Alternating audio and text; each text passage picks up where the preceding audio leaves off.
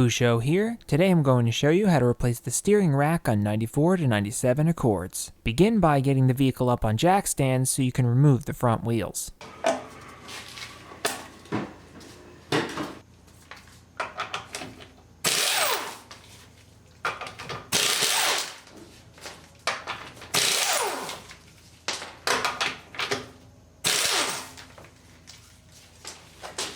On these hub-over rotor designs, the rims tend to get stuck only on the hub-over rotor, not on the back where you have the standard rotor over hub.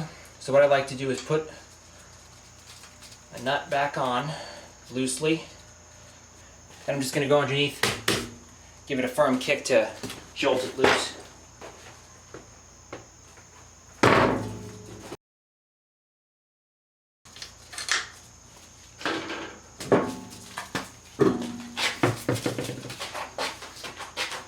And remove the wheel on the passenger side. Then remove the passenger and driver side tie rods. Remove the cotter pin.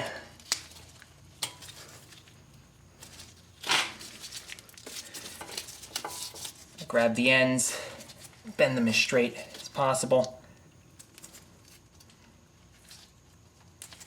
I like to use a pair of side cutters and just bite into them and just leverage it out.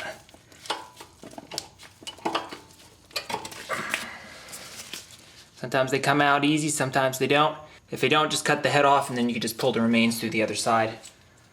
Or if they're really bad, just cut both ends off, run the nut off right over it, and then you could just get the remnants out with a small punch. 17 millimeter.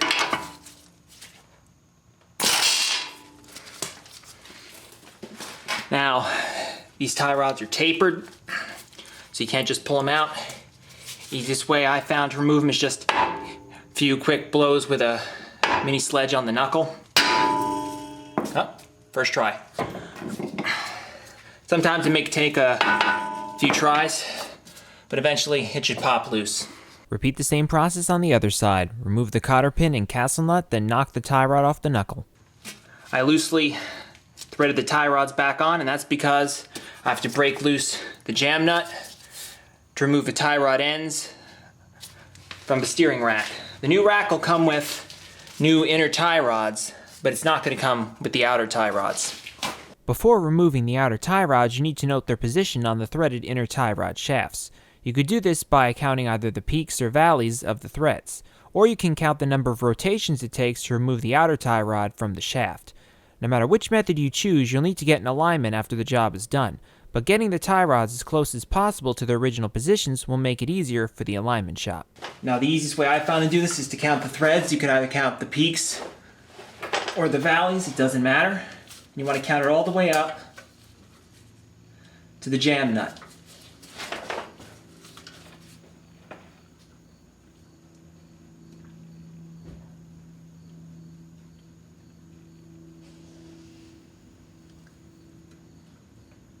So I count 7 valleys, so I'm going to write that down on the passenger side. And I'm going to repeat that process on the driver's side. Try not to use the words left and right because that perspective can change whether you're inside the vehicle or looking at the front of the vehicle. Use the words driver and passenger side, that way you don't confuse the two.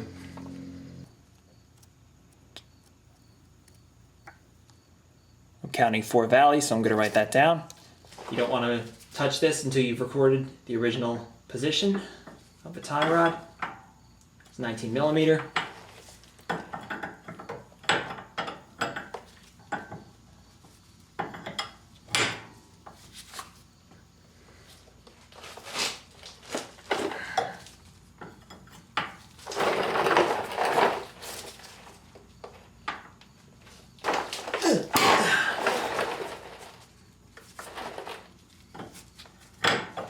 Got it. And that's why I put the tie rod back on, otherwise this would be rotating. Not a bad idea to spray a bit of penetrating oil on here if you're having problems. There it goes. Now you can remove the castle nut and spin the outer tie rod off.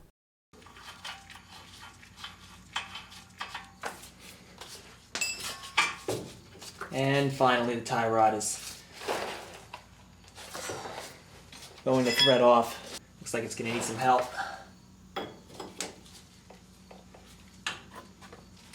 There's a lot of rust on these threads.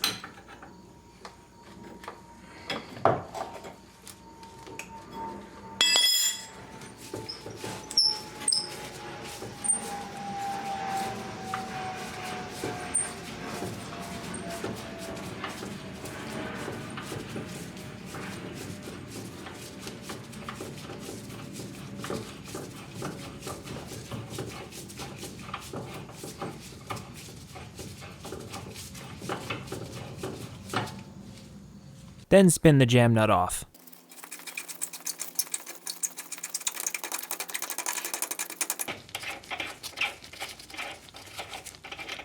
Then remove the tie rod and jam nut on the passenger side. I just put the castle nuts on the tie rod so I didn't lose them. Now if you look on the back, you'll see an L for left. This tie rod goes on the driver's side.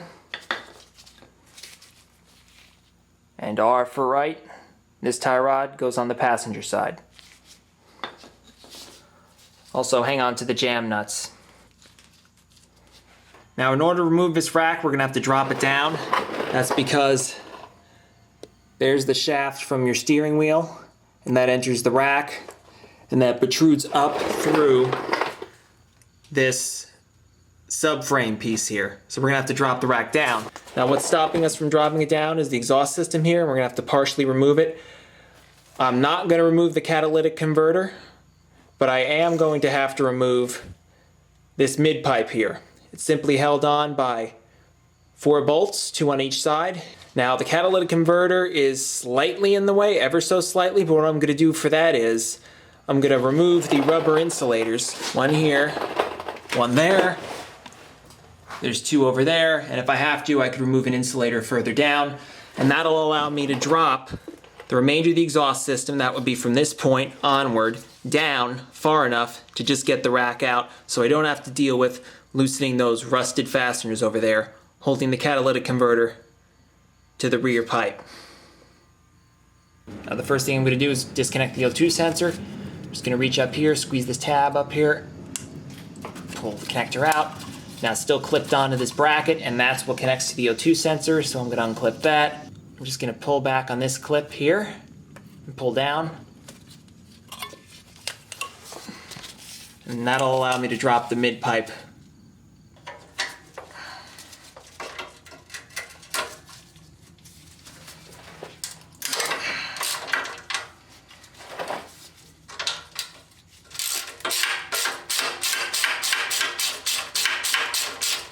These gaskets here are reusable, there's no need to replace them.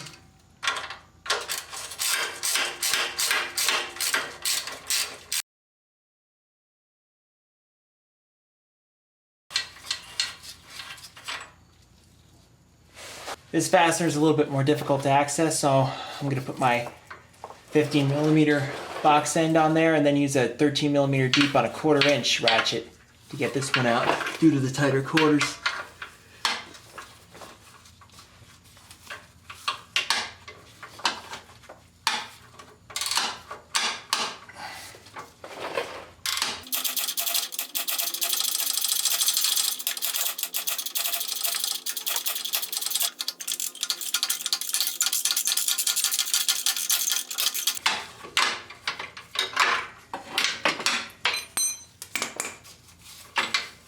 Goes. 2 more.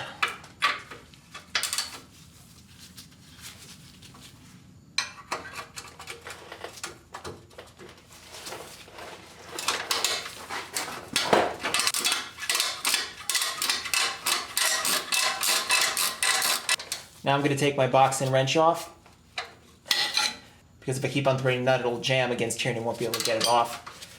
Use the open end now. I've broken it loose.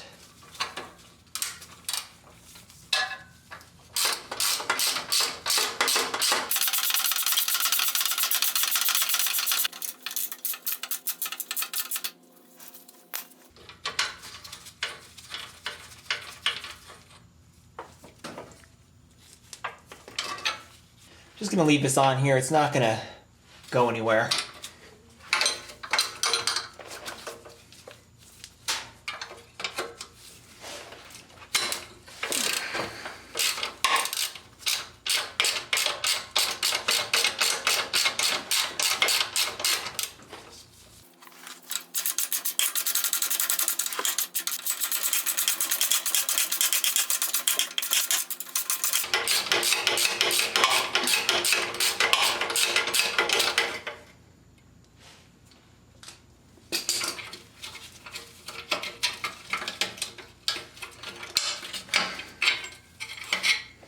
In order to drop this mid-pipe now, I have to get some space to separate it from these two donut gaskets. So in order to do that, I'm going to remove these insulators to drop the exhaust system down. I'm also going to need to do this, as I said earlier, to pull the steering rack down to get it out of the vehicle. So I'm going to remove this insulator here, this one here, those two insulators there. These insulators can be stubborn, so just hit them with a little bit of silicone spray.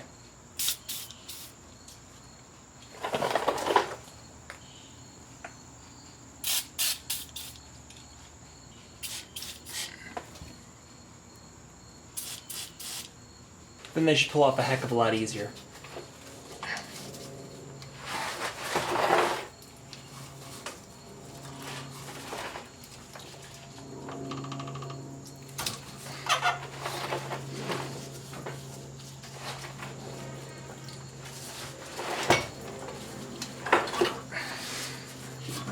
That's two.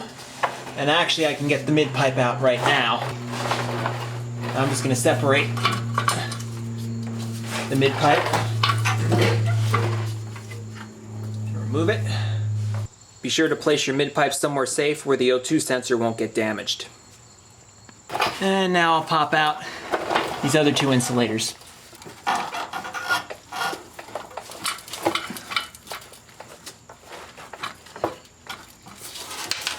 Support the exhaust while you're pulling this. Make it easier to remove.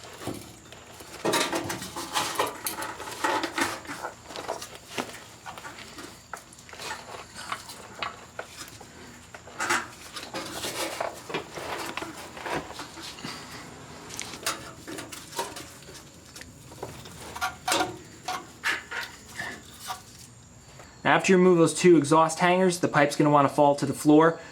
Put something underneath it to prop it up so it's dropped just far enough to remove the steering rack. As you can see, I have it here, but not so low that you're putting undue stress on the flex pipe back there.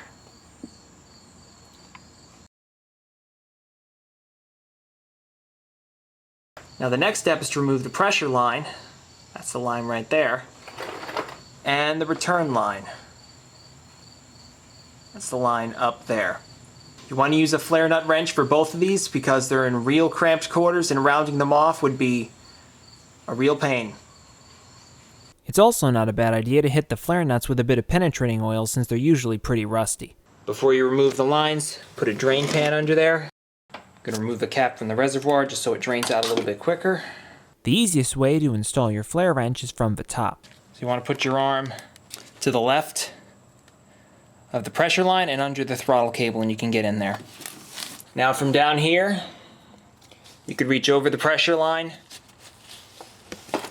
and grab your wrench. And that'll give you a bit more leverage. Now I'm not going to lie, I had a problem getting this pressure line off. So here's what I ended up doing. And this is basically a last resort. Don't do this unless you're fully intending to replace the pressure line because you're not going to be able to get it off. I took a piece of steel like this, put it up against the handle of my wrench, and struck the back of it with a 3-pound sledge. And at that point, I was going for broke. Either I was going to round off the fitting and I'd need to cut the hose off to get the rack down and I'd have to replace the pressure line, or it was going to break loose. There was nothing else I could do. You can't pull the rack out without removing or cutting the pressure line. There's no way around it. Push your wrench towards the firewall, that's counterclockwise. After you've broken loose with your flare nut wrench, you can use a standard open-end wrench to remove it the rest of the way.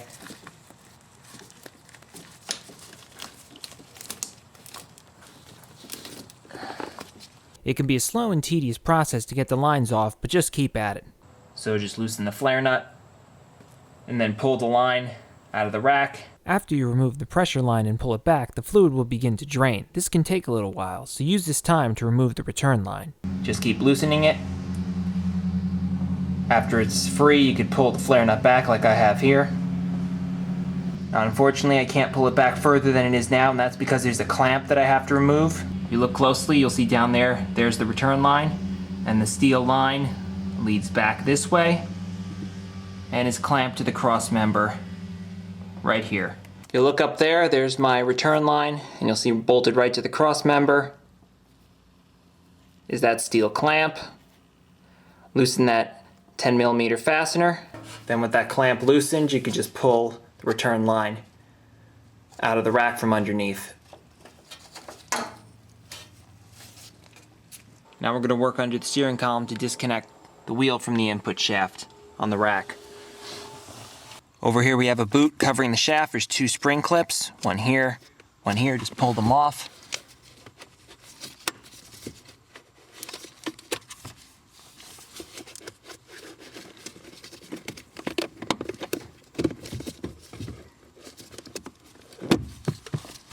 Then remove the 3 trim clips holding the boot to the firewall. Just twist them counterclockwise and pull them straight out.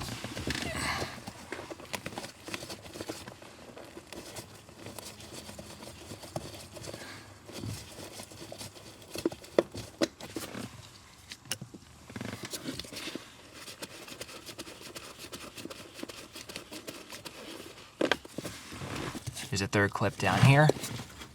Just twist it counterclockwise, pull it off.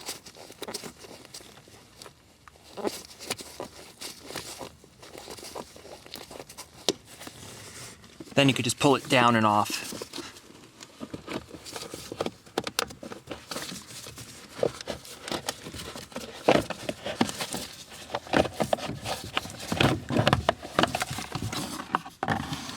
And now we have access to the input shaft of the steering rack. Now the fastener I'm trying to get to is down there, and the head's facing the wrong way, so I'm going to turn the steering wheel slightly to the left. Remove that fastener. It's a 10mm.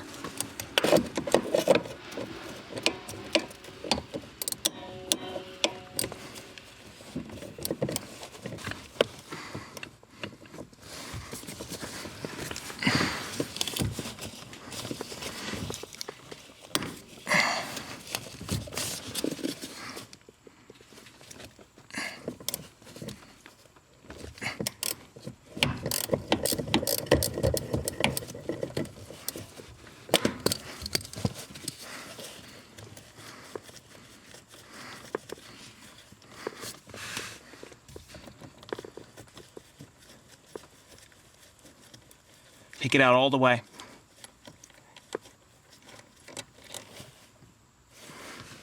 Turn the wheel to access the upper fastener. Then loosen up this top bolt. It's also 10mm.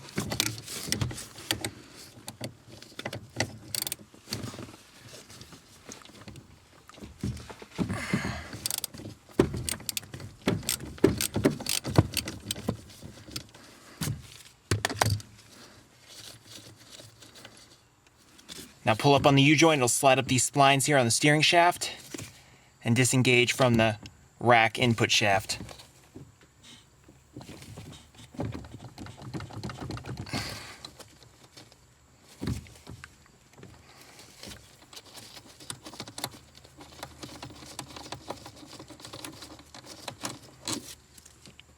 Or not.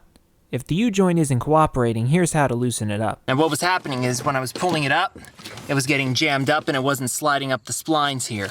So what I did is I got a pry bar, placed it between these 2 halves, and just gently, ever so gently, pried these 2 halves apart to loosen this joint up. So then you can take this joint, pull it up, and disengage it from the steering rack input shaft. Now that it's off, I'm going to put the upper fastener back in. You only need to remove the upper fastener if you had trouble removing the joint. Just put it in loosely, there's no need to tighten it.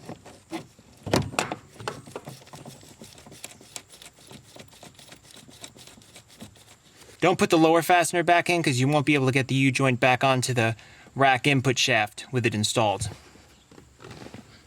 The reason for that is right there. You can see the pinch bolt goes around that area, and that'll prevent the U-joint from pulling out of the rack input shaft if the fastener's a little loose. Now that you can easily remove the U-joint, reinstall it and turn the steering wheel all the way to the left and remove the key to lock the wheel in this position.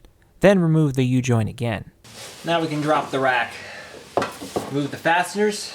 They're all 14s. First I'm going to remove this plate here, which also has the exhaust bracket on it. 1, 2, 3, 4 fasteners.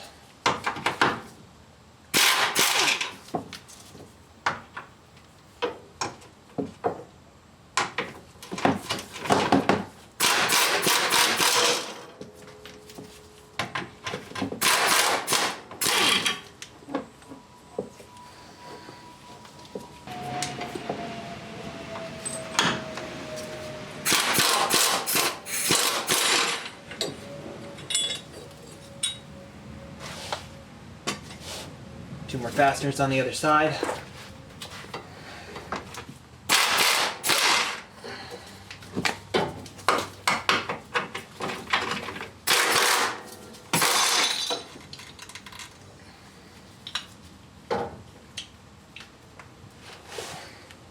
Remove the bracket on top.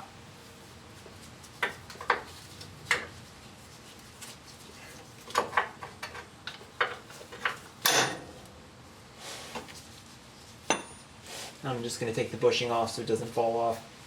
You may have to reuse this, so don't damage it. Now remember earlier, I told you to turn the steering wheel all the way to the left. And the reason for that is you want this inner tie rod as short as possible. Otherwise, it won't clear and drop below this piece connected on the subframe here. Now lift it up and turn it slightly counterclockwise for the input shaft to clear the hole in the subframe. Then lift it up, push it towards the right so that the driver's side inner tie rod will clear this portion of the subframe here. And then the steering rack will just hang down. Then it's simply a matter of lifting up and going out to the left to clear that other piece on the subframe over the passenger side tie rod. And comes right down and out. Now it's time to prep the new rack for installation. Compare your old rack to your new one. Make sure they're the same. Check the input shaft. Make sure it's the same as the one in your old rack. Now the two things you want to transfer over from your old rack to your new rack. First one is this bushing that sits here. I highly recommend replacing this. Most racks will not include it, but if you do insist on using your old one, make sure that it grips the rack firmly and that there's no movement, because if there's movement, it'll affect your alignment. The other part is this seal here. This seals the input shaft to the body to prevent wind noise and to prevent water and other stuff from getting in to the passenger compartment. It's easy to remove the old one. There's just two tabs that hold it on. Peel it back off here. And peel it back off here. And it'll just come off. Just pop it on like this. Put this over that tab there.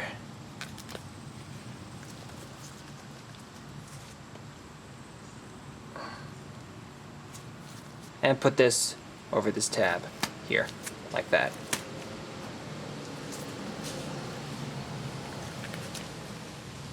Now before we bring the rack to the car to install it, remove these caps. Normally I'd say leave them on, but on this particular vehicle they're very difficult to access when the rack's in place. And I like to put these caps on the old rack, so when I return this for a core, it won't be leaking all over the box.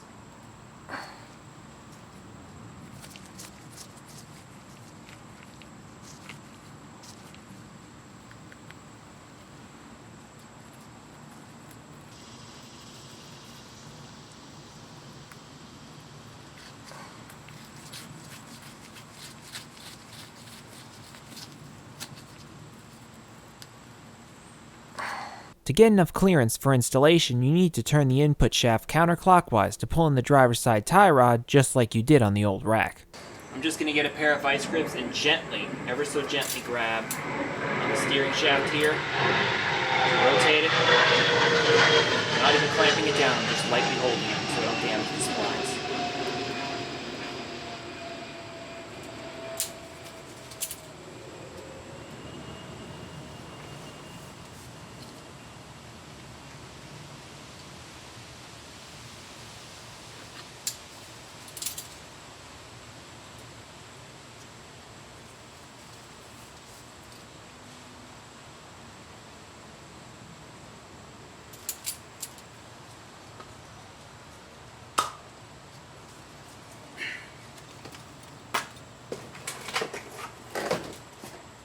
I'm going to hold off on installing the bushing for later because it just tends to fall off when you're installing the rack.